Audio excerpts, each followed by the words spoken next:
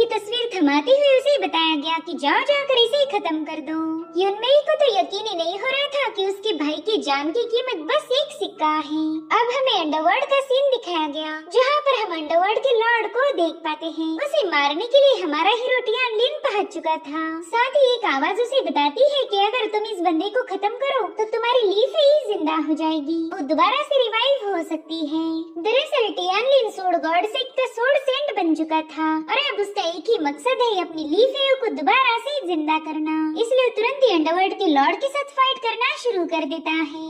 उसकी मूव्स को देखकर वो बंदा कह रहा था कि तुम्हारी सोड टेक्निक तो मुझे काफी ज्यादा फैमिलियर लग रही। और अब जैसे वो बंदा टियानलिन को घायल करता है तब उसे भी थोड़ी सी तकलीफ महसूस हुई, यानी कि टियानलिन पर किए गए हमले का असर उस पर भी होने लगा था। इधर टियानलिन अपनी सोड एनर्जी का यूज करते हुए अपनी अगली मूव की तैयारी में था, तो उस बंदे ने भी अपना बहुत बड़ा पाम क्रिएट करते हुए उसकी ड्रैगन अटैक को काउंटर कर लिया। इस क्लैश में दोनों भी थोड़े से घायल हो गए थे। तभी अंडरवर्ल्ड का लॉर्ड धीरे धीरे करके टियानलिन की तरफ आगे बढ़ने लगा। उसी वक्त टियानलिन को ली फेई की याद आती है, जो कि उसे बड़ी ही प्यार से अपनी तरफ बुला रही थी। तब तक वो लॉर्ड टियानलिन के पास जाकर उसे बताने लगा कि भले डा ऑफ हेवन ने मेरे परसेप्शन को बदलने की कोशिश की, लेकिन मैं अच्छे से जानता हूँ कि तुम मेरा ही एक फॉर्म हो। ये सुनकर टियानलिन काफी ज्यादा हैरान था। वो बंदा उसे बताता है कि तुम ली फेई से मोहब्बत करते हो और सिर्फ उसे बचाने की खातिर तुम डा ऑफ हेवन के हाथ की कठपुतली बन गए। तो टियानलिन उससे कंफ्यूज होकर पूछने लगा कि आखिर तुम हो कौन। तो बंदा तुरंत ही अपना मास्क हटाने लगा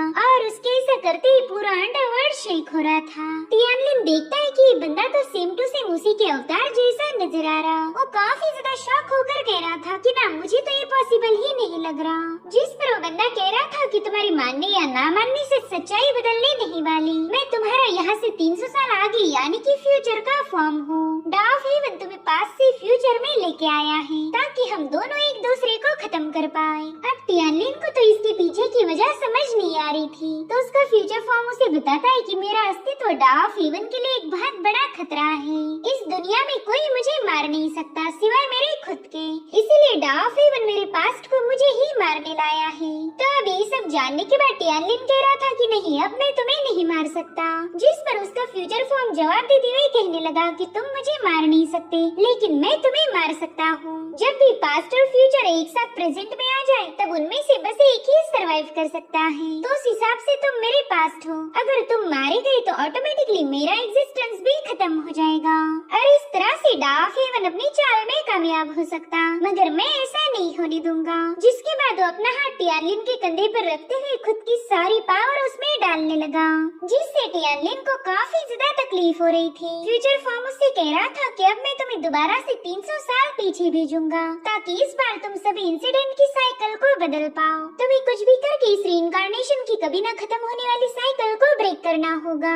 और अब उसके फ्यूचर फॉर्म की गायब होते ही टियानलिन को डा ऑफ हेवन की आवाज आई। वो कह रही थी टियानलिन हार मान जाओ, यही तुम्हारी किस्मत है, तुम इससे कभी भी बच नहीं सकते। साथ ही डा ऑफ हेवन ने उसे अपनी जंजीरों में जकड़ लिया था, मगर टियानलिन पहले ही काफी ज्यादा पावरफुल था और अब अपने फ्यूचर फॉर्म के पावर्स के साथ तो और ज्यादा खतरनाक बन चुका है। तो अब वो एक ही सेकंड में उन जंजीरों को ब्रेक करते हुए कहने लगा कि तुम्हें किसने बताया मैं यहाँ से भागने वाला हूँ। साथ ही वो अपनी सोड को समन करते हुए अपने धर्मा फॉर्म को एक्टिवेट कर देता है। वो कह रहा था कि डा ऑफ हेवन सभी लोगों के लाइफ के साथ फेट के जरिए खिलवाड़ करता है, इससे अच्छा तो ये होगा कि हम इस डा ऑफ हेवन को ही मिटा दें। जिसके बाद वो अपनी हेवी सोड से डा ऑफ हेवन पर एक जोरदार हमला कर देता है, मगर तभी समय काफी तेजी से पीछे जाने लगा और अब हमें फिर से वही सीन दिखाया गया जहाँ पर टियानलिन बुरी तरह से घायल हो गया था।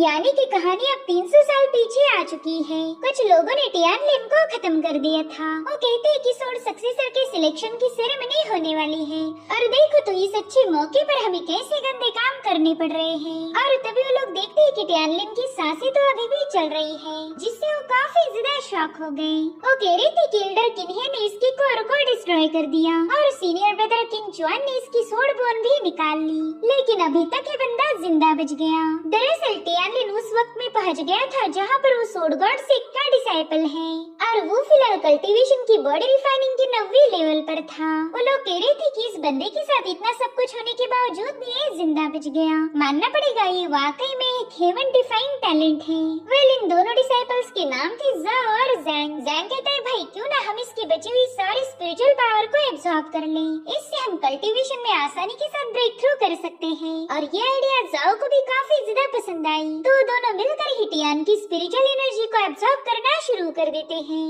उस वक्त टियानलिन की बॉडी काफी तेजी से ग्लो होने लगी थी। उसकी बॉडी से इतनी ज्यादा खतरनाक स्पिरिचुअल एनर्जी रिलीज होने लगी कि वो दोनों उसे बिल्कुल भी झेल नहीं पाते। और तभी उनकी बॉडी को एक्सप्लोड करते हुए टियानलिन दोबारा से राइज हो गया। टियानलिन तो खुद भी काफी ज्यादा सरप्राइज था। वो कहता है कि मुझे अच्छे से याद है डाफ हेवन के साथ मैं भी बुरी तरह से घायल हो गया था, फिर मैं दोबारा से वापस कैसे आ गया। और आज ही हमारी सोर्ड गॉड फैक्शन में सोर्ड सक्सेसर की सिलेक्शन सेरेमनी होने वाली है, यानी कि मैं 300 साल पीछे आ चुका हूँ। अगर मैं दोबारा से वापस आ ही गया हूँ तो इस बार मैं उन सारी चीजों को होने से रोक लूंगा जो कि डाफ हेवंस ने मेरे साथ की थी। इतना ही नहीं, मेरे पास लीफे को बचाने का एक मौका होगा, जिसके बाद वो तुरंत ही वहाँ से गायब हो गया। और अब हमें सोर्ड सन स्क्वायर दिखाया जाता है, जहाँ पर एक बंदे की एनर्जी की वजह से हेवनली बेल 8 बार रिंग हो चुकी थी, जो देखते ही सोर्ड गॉड सेक्ट के एल्डर काफी ज्यादा खुश हो गए। वो कहने लगे देखो हमारे सेक्ट ने एक बार फिर से एक टैलेंटेड बंदे को प्रोड्यूस किया है, कई सालों बाद हमारे यहाँ पर इतना पावरफुल डिसाइपल इमर्ज होगा। तभी दूसरे एल्डर कहने लगे कि अगर इस बेल को ये रिंग कर सकता है तो यही हमारा नया सोर्ड सक्सेसर होगा।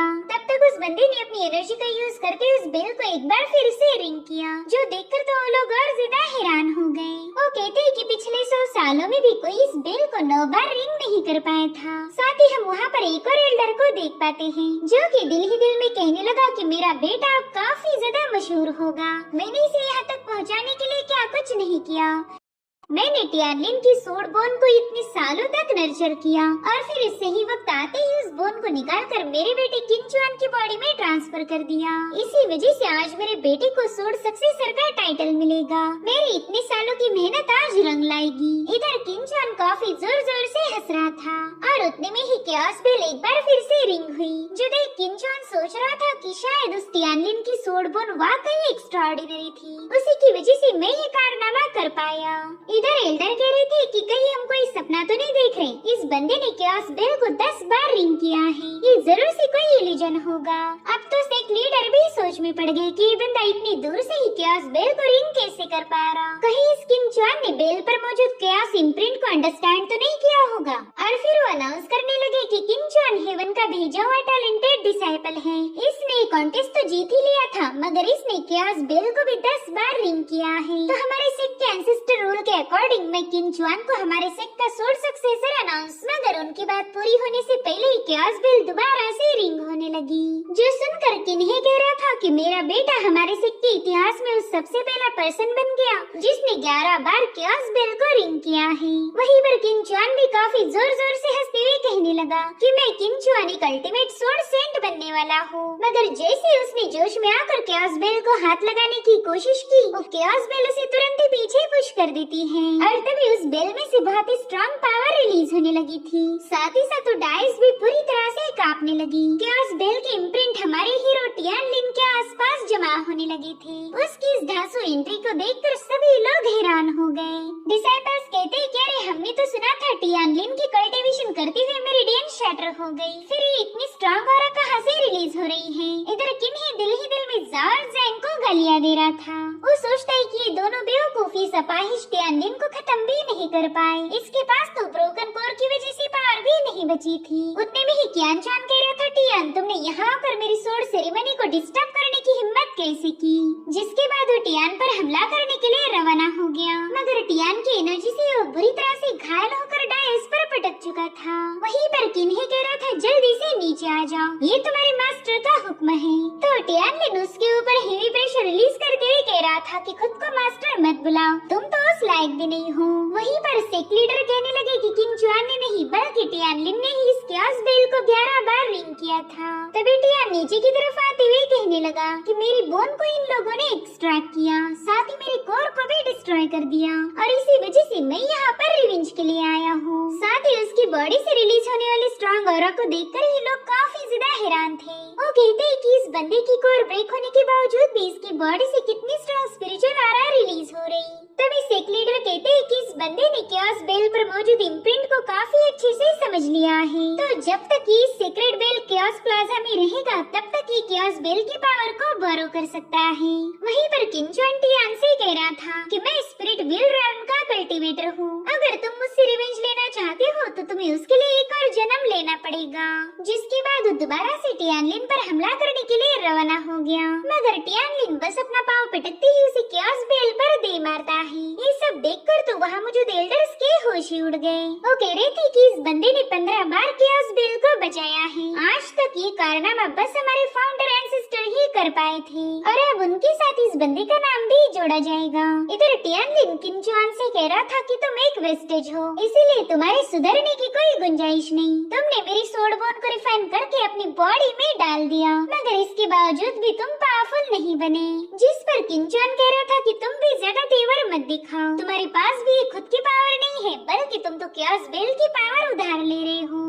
इस सीक्रेट बेल प्लाजा के बाहर जाने के बाद देखेंगे तुम में कितना दम है। जो सुनते ही लिन टियान ने उसके मुंह पर अपनी लात रख दी। इधर किन्हे टियान को धमका रहा था कि अगर तुमने मेरे बेटे को टच भी किया तो मैं तुम्हें जिंदा नहीं छोड़ूंगा, मगर तभी टियानलिन बड़े ही ब्रूटल अंदाज में अपने पाँव से ही किंचुआन के सिर को कुचल चुका था। जो देख किन्हे तो अपने बेटे की मौत से ही बौखला गया। वो सीधे अब टियान पर हमला करने के लिए रवाना हो जाता है, मगर टियानलिन क्योस बेल के इम्प्रिंट की पावर का यूज करते हुए उसके हमले को वहीं पर रोक चुका था। इनफैक्ट टियानलिन ने उसे पूरी तरह से अपने स्पेल में जकड़ लिया। वो कह रहा था मास्टर आपको इतनी भी क्या जल्दी है, टेंशन मत लो, मैं तुम्हें भी तुम्हारे बेटे के पास भेजने वाला हूँ। जिसके बाद टियानलिन ने वहाँ पर एक बहुत ही खतरनाक फॉर्मेशन एक्टिवेट किया, जो कि एल्डर किन्हे पर काफी स्ट्रॉन्ग थंडर पावर रिलीज कर रहा था, मगर टियान उसे खत्म कर पाई इससे पहले उसके फॉर्मेशन को डिस्ट्रॉय किया गया। दरअसल वहाँ पर सोड गॉड सेक्ट के सुप्रीम एल्डर किनजेन पहुँच चुके थे, जो कि कल्टीवेशन की डाउ रन स्टेज पर थे।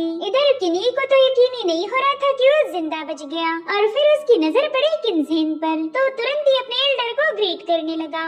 अब किनजेन टियानलिन से कहते हैं कि अपने फेलो डिसेबल को खत्म करके अपने मास्टर एंसेस्टर्स को धोखा देना ये सबसे बड़ा जुर्म है। बताओ तुम्हारी इतनी हिम्मत कैसे हुई जो तुम हमारे हजारों सालों पुराने रूल्स को ब्रेक करो। तो टियानलिन उन्हें बताता है कि इन लोगों ने मेरी बॉडी से सोड बोन एक्सट्रैक्ट करके मेरी कोर को डिस्ट्रॉय किया, इसलिए मैं उन्हें पनिश कर रहा हूँ। ये लोग तो सिर्फ मौत के हकदार हैं। उतने में ही सुप्रीम एल्डर किनजेन उस पर हेवी प्रेशर रिलीज करते हुए कहने लगा कि अपनी फालतू बकवास बंद करो। हालांकि टियानलिन पर इसका ज्यादा फर्क नहीं पड़ रहा था। वो कह रहा था क्या आप इस सोड गॉड सेक्ट के सुप्रीम लीडर हो, मगर आप अपनी पोजीशन का हमेशा से ही गलत फायदा उठाते आए। आपने हमेशा कमजोरों को बुली किया है। और फिर वो बड़ी स्टाइल के साथ आगे बढ़ते हुए कहने लगा कि अफसोस आपकी पोजीशन मेरा घंटा कुछ बिगाड़ नहीं सकती।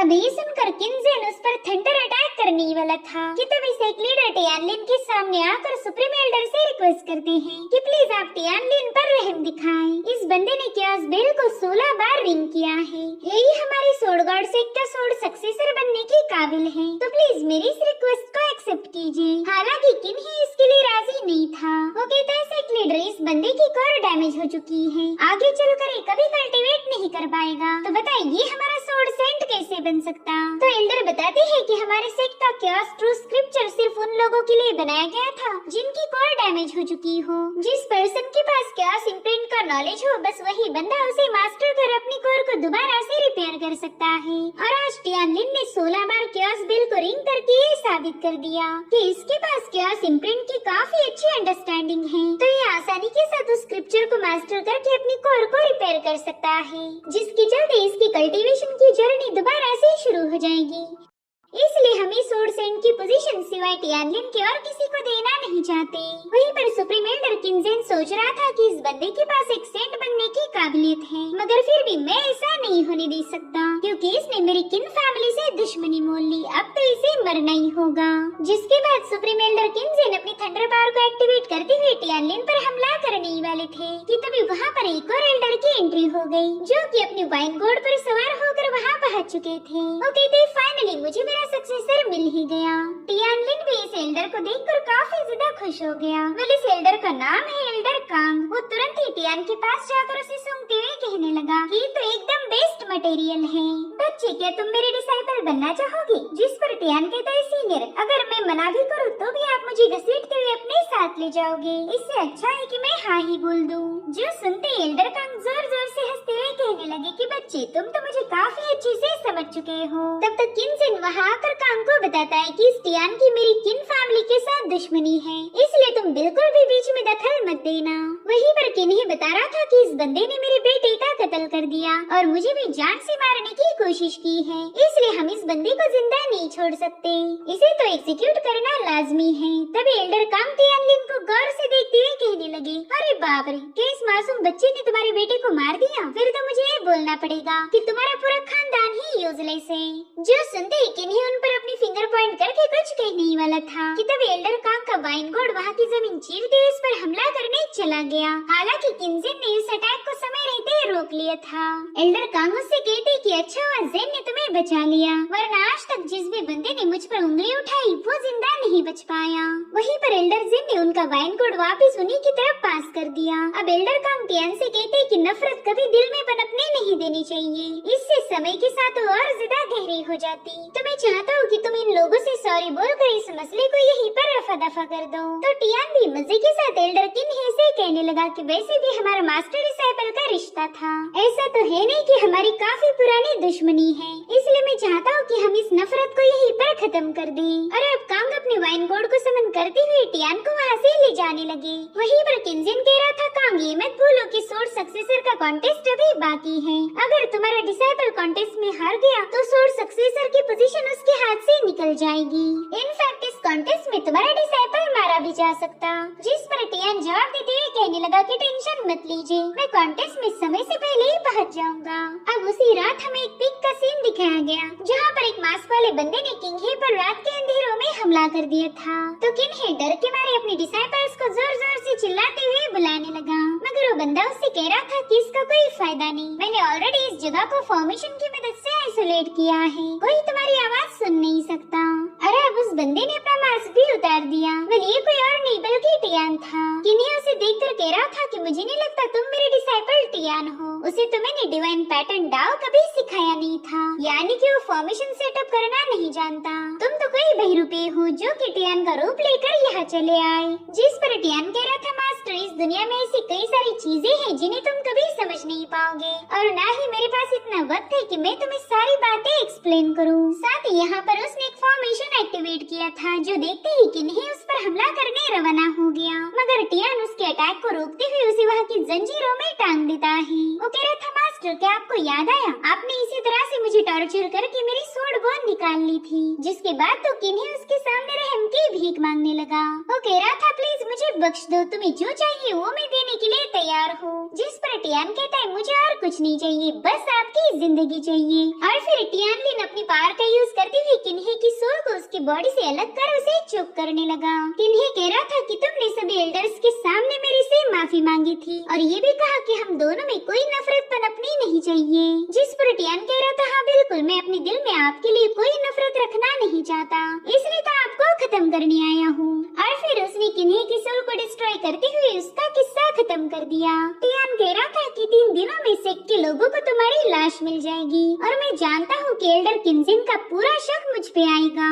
साथ ही वो बंदा डाउरेन का कल्टीवेटर होने की वजह से उससे निपटना इतना आसान नहीं होने वाला। अब मुझे मेरी प्रीवियस लाइफ की कल्टीवेशन को रिकवर करना होगा। और अब हमें सीधे 3 दिनों बाद की कहानी दिखाई गई, जहाँ पर सुप्रीम एल्डर किनजिन को किन्ही की बॉडी मिल चुकी थी। वो अपने बेटे किन्हुआ से कहने लगे कि अब मैंने जल्दी से सेंट्रॉन पर ब्रेक थ्रू करने की तैयारी शुरू करनी चाहिए। तुम्हें अच्छे से पता है कि अब तुम्हें मेरे एब्सेंस में क्या करना होगा। जिस पर किन्हुआ कहता है, फादर आप बिल्कुल फिक्र मत कीजिए, मैं उस टियानलिन को खत्म करके अपने भाई की मौत का बदला लूंगा। अब अगले ही सीन में हमें टियानलिन के अडॉप्टेड सिस सिस्टर यून में दिखाई गई, जिसे कुछ दिनों पहले एक कॉपर कॉइन देकर उसे के भाई टियानलिन को मारने की सुपारी दी गई थी। वो कह रही थी, भाई टियान, आपकी जिंदगी इतनी सस्ती कब से बन गई? लोग तो एक कॉपर कॉइन देकर आपको मारने की फिराक में हैं। इतने से पैसे में तो एक स्पिन बन भी नहीं आता। और तभी एक बंदी वहाँ आकर उसके मुंह पर एक जोरदार लात जड़ देती है। वो कह रही थी कि किन फैमिली ने कई सारे लोगों को कॉइन बांटकर टियान को मारने की प्लानिंग बनाई है, मगर मेरे होते हुए कोई भी टियानलिन को हाथ नहीं लगा सकता।